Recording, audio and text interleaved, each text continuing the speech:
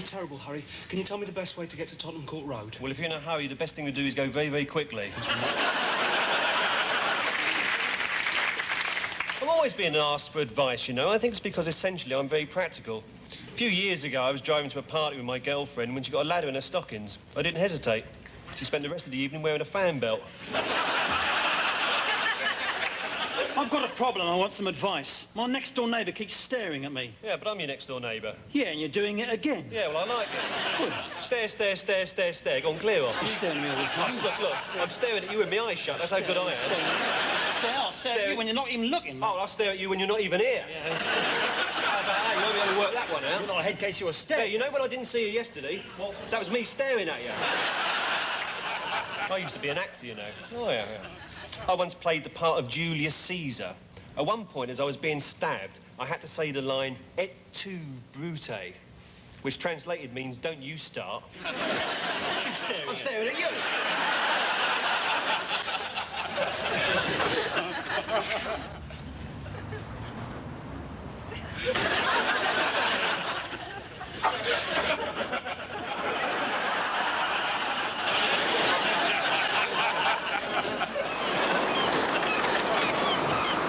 Look, we've got to stay awake. If we can stay awake, there's a chance we'll survive. Let's have another round of Trivial Pursuit. Oh. Right, Curtis. Who won the Eurovision Song Contest in 1967? You can't answer, sir. He's dead. Shut up. Come on, Curtis. Have a guess. He's been dead for 2 hours. All right, then. Sport. Curtis. Who scored the winning goal? For God's sake, why didn't you put him over the side? You're the captain, aren't you? That's right. I am the captain. I still give the orders around here. May God rest his soul. You unfeeling swine. Look, Curtis is dead. Yes. So why did you push Nugent over the side? Nugent? He was only having a nap. All right, anyone can make a mistake. Yeah, but you keep making them, don't you? What do you mean? It was you that took on a cargo of 500,000 bags of custard powder. I didn't know the hold had sprung a leak. I didn't know customers were bored till it started coming through the air conditioning. I've never seen so much custard. You should have closed the watertight doors. They were no good. We needed custard-tight doors. All right. Stop going on about the custard. Custard on the floor. Look, let's change the subject. You, which sign of the zodiac is represented by a pair of scales? If you don't answer, I'll deduct 5 points. That's Curtis, sir, and he's still dead. All right, then keep the points. Now, who's on lookout? Oh, nothing to report, sir. Except for a 15-mile custard slick heading this way. Wait a second! There's a ship on the horizon! Quick, send up a flare. Who's got the flare gun? Curtis has got it. It's in his trouser pocket. Well, get it. I'm not putting my hand in a dead man's trousers. Besides, rigor mortis is set in. You'll never get it out now. Look, all you've got to do is put your hand in his pocket, point his leg up into the sky, and pull the trigger. Well, I'm not doing that. That's an order. Well, I'm disobeying that order, and what's more, I'm taking command of this vessel. I'm relieving you of your captaincy. All right, you better have the hat, then. Right. Now that I'm in charge, I order you to get the flare gun. I'm disobeying that order, and what's more, I'm taking command of this vessel. I'm relieving you of your captaincy. Well, you better have the hat back then. All right, then I'll do it. Now, get that flare gun. Oh, it's too late! The ship's gone! It's 0800 hours. Who's got the rations? Nugent has. And you pushed him over the side. All right, then there's only one thing for it. Alice. Who wants custard?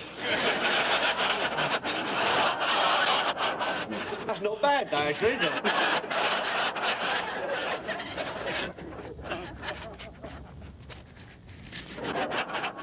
Well, that's all right, I can tell that.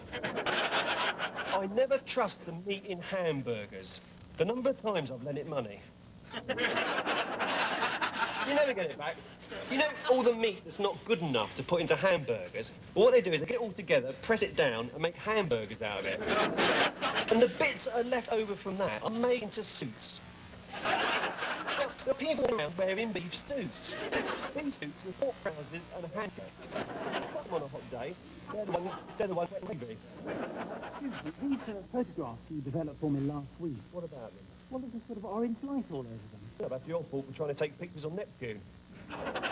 Nobody told me. Oh, go on, clear off.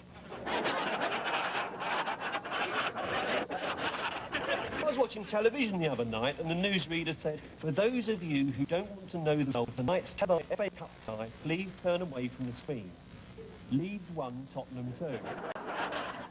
Here's a good book. Statistics made interesting. What am I talking about? It's not interesting at all. Here's a better one. Statistics made more interesting, right? Now, it says here that a swordfish has never been known to crash a car. And there are less car accidents in Peterborough than anywhere else. Well, I've never been to Peterborough, but I'm willing to bet it's full of swordfish driving mini metro. It's got to be a step in the right direction. Well, Fowler, what do you suppose the new headmaster's going to be like? Mr. Beaumont? A classics man, I should imagine. I understand he recently turned down Eton.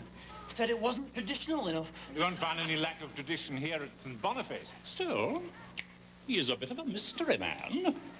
Anybody here know him? I heard that last year he published a thesis about the influence of Plutarch on Western democracy in 9 volumes. I looked him up in Who's Who. Apparently, his hobbies include translating classical Chinese into Coptic verse. Sounds just what we need.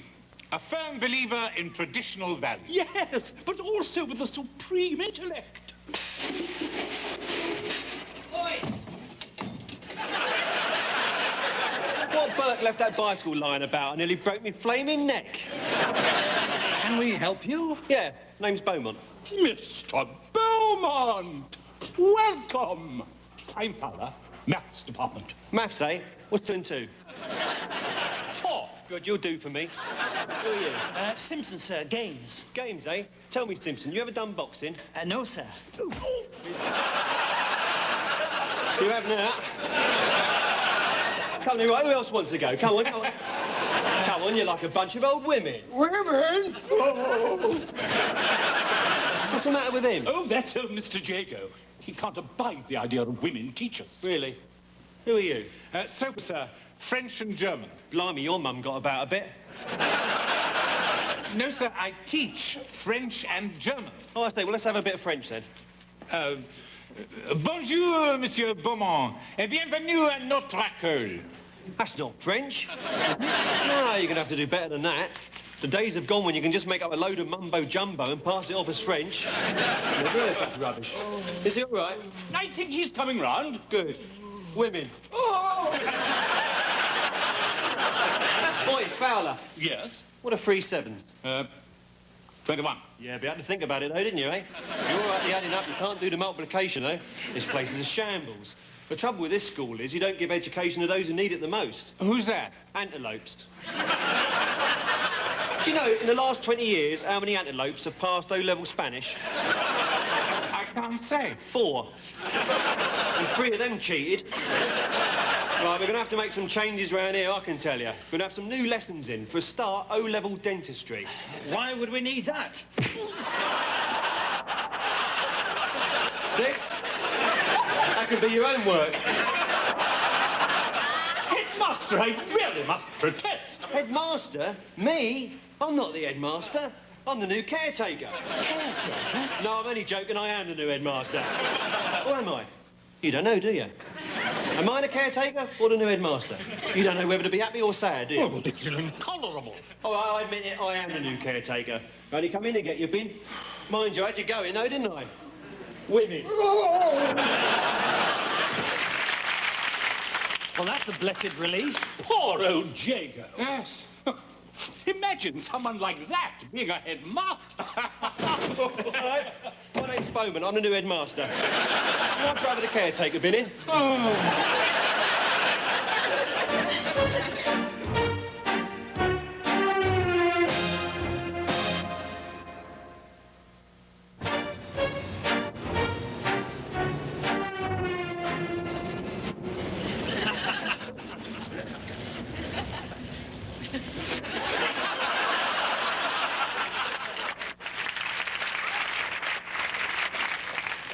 I read in the paper the other day, there's a bull in Wiltshire that's trying to have sex with an electricity pylon. I don't blame it. I find them very attractive myself.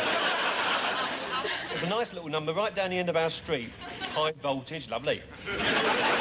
I thought of taking her to the pictures, but the trouble is she's 150 foot tall and we're bound to end in front of some bloke who complains because he can't see the screen. So I've got a little inflatable pylon at home. Called Raquel. She's lovely. Of course, if this bull ever does succeed in mating with an electricity pylon, you could end up with electric cattle. And all you need was a single calf in your kitchen to power a food blender. Mind you, using a Walkman might be a bit tricky. You'd have to walk down the street carrying a couple of 9-volt heifers. Oh, there you are, Doctor. Yes. Any luck with the Swinnerton murders? Yes.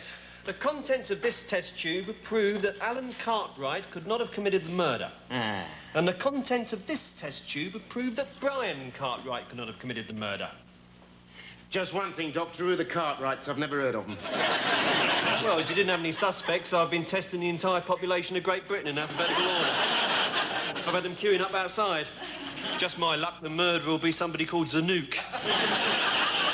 Still, I managed to build up a psychological profile of our killer. Well, that's good news. He's a man, or a woman, whose height is somewhere between 3'8" and 7'2". That rules out Jack 9 feet tall McGuinness, then.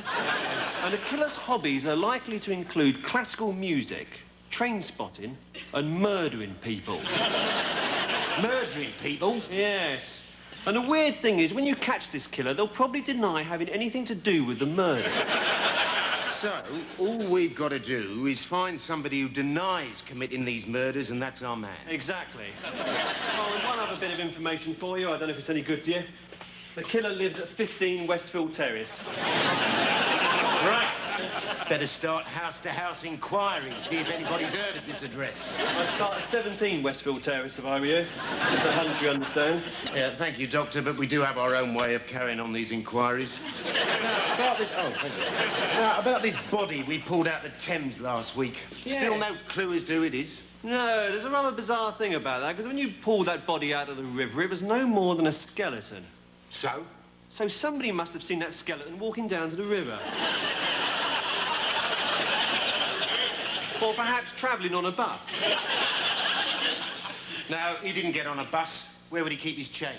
Now, we tried staging reconstructions to jog people's memories. Yes, but the trouble is, because we didn't know the exact time of death, we've had actors jumping into the river every 20 minutes on a rope system. 72 actors dead. We wouldn't be able to identify them either if I hadn't made them wear name tags. So am I to understand that you haven't been able to identify the original body? Well, we haven't got much to go on, but by using the latest techniques available, I've been able to recreate what this man must have looked like when he was alive. That's my brother. I can see the likeness now you mention it.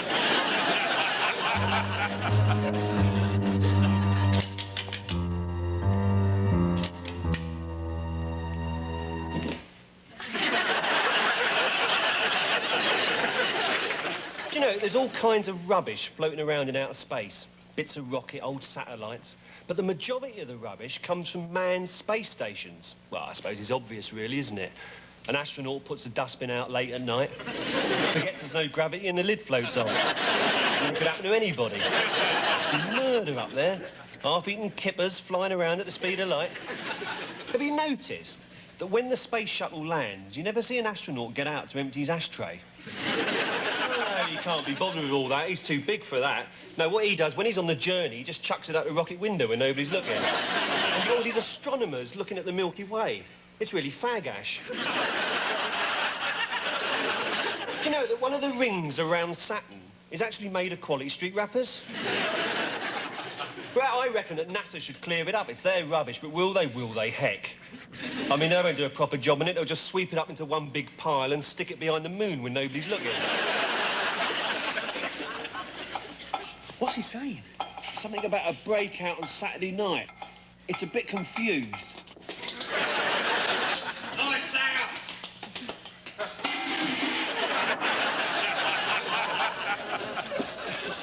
Super hologram kit. In-house entertainment for the 21st century. Expect the kids will break this in 5 minutes. Yeah. I never got anything like this when I was a kid. All I got was a sack of walnuts and a crash helmet. Still, I suppose we'd better get to sleep before they start screaming their heads off at 5 o'clock in the morning. Oh, God, they're up already. Want a cup of tea, love?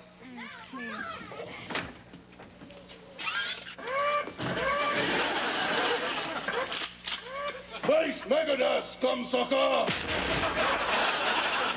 Billy, come here. Yes, Dad? Is this your hologram? Megadus, come Yes, sucker! Wait a bit, in the kitchen. What? Here's your present, Dad. Oh, great. What is there? Socks. Lovely. Katie, I don't want a ballerina in the living room. Sorry, Dad. That's better.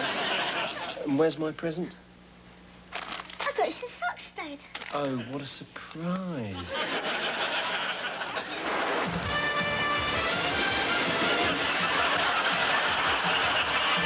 Simon, not on the stairs.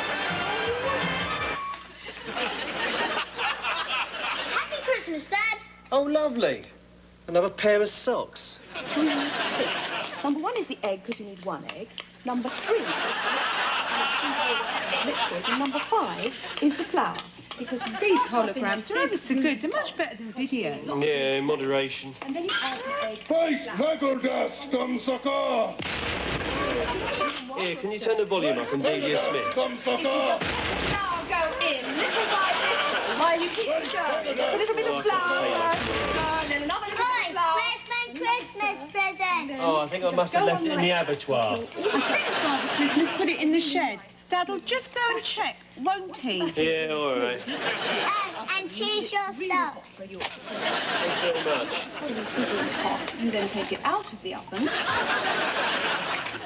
I don't know, it gets worse every year.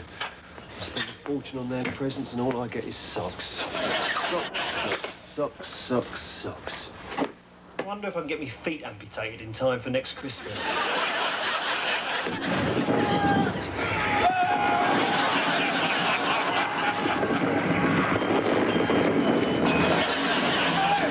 He's not mucking about with his holograms!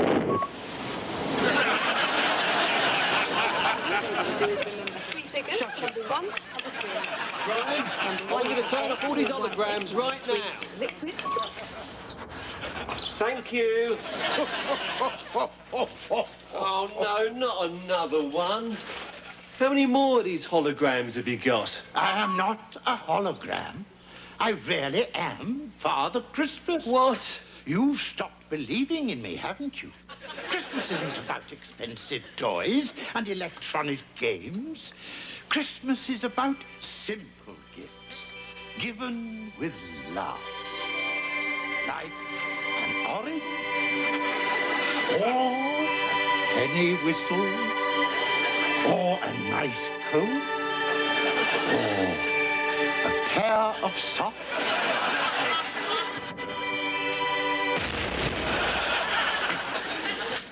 Jim, you've left these holograms on again. Sorry, darling.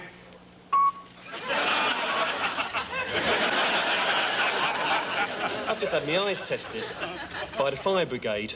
Apparently this one's inflammable.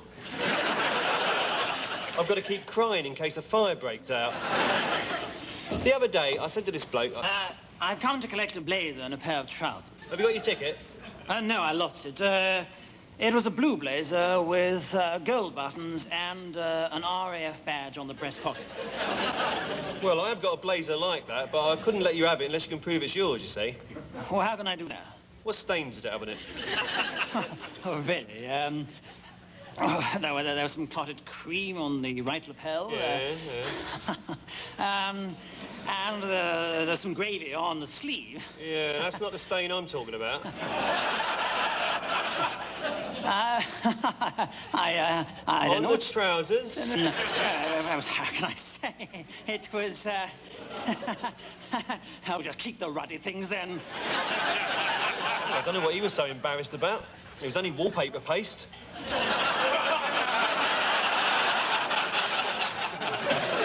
Gentlemen, the Queen. The Queen! Now, we in the Royal Regiment of Cowards have survived another year without having to do any fighting. But I think it should be brought to your attention... Martin! What are you standing up for? You ordered us to stand to attention, sir. Oh, no, that was just a figure of speech. Oh, we didn't know that. Well, sorry. Sadly, Lieutenant Turn cannot be with us tonight. But I think there's something you should all know about Turn. About Turn? No, no. That wasn't an order. Oh. Well, how do we know when you're giving an order and not using a figure of speech? All right, well, we'll have a system, all right? Just before I give an order, I shall tap that sugar bowl 3 times. That's a good idea, right? OK. Now, for the first time in our history, we have been invited to take part in the Trooping of the Colour. Now, I've spoken to the Ministry of Defence, but unfortunately, there's no way we can get out of it. Sir, I can't maintain my silence a moment longer. I see. Do you feel better now? Yes, thank you, sir. Right. Now, tonight's dinner has been kindly provided by Colonel Jago, who's just arrived back from Saudi Arabia. He has very kindly donated this plate of sheep's eyes. Yes, I know, but we don't want to upset Colonel Jago. So I want you all to eat at least one, and that's an order. Sir, I thought you said you tapped the sugar bowl 3 times before you gave an order. Oh, yes, that's right. Oh, pass the sugar bowl. If that's an order, sir, I can't do that till you tap the sugar bowl. There's a flaw in this system, isn't there? All right, from now on, just forget all about orders. Is that an order, sir? Look, just forget it, will you? I can never forget, sir. 3 weeks in the baking sun, no food, no water, surrounded by sand. All right, well, we won't go to Littlehampton again. Now, I would like, furthermore... Can we go to Birmingham for our holidays this year, sir? I understand they've got a marvellous beach. Oh, Lieutenant Swan, I believe you've just joined us from the Regiment of Liars. No, sir. Right, thank you. Now, may I remind you...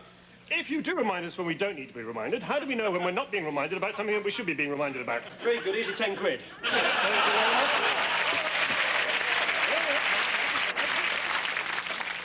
Now, I must remind you also that Corporal Cover has joined us recently, and he doesn't know his way around town. So I want you to take cover... Take cover! But as you were! Sir! Oh, Private as you were. Welcome aboard. Thank you very much. Now, the Union Jacks that arrived this morning have to be sent back because they're upside down. Surely we don't have to send them back, sir. We could just stand on our heads. Ah, yes, but there's always someone who can't stand on their head. Can you stand on your head? Yes, sir. Yeah, I told you. Now, finally, can I tell you that tonight is a charity dinner? For every sheep's eyeball consumed, £1 will go to a special research programme to help the blind sheep of Saudi Arabia.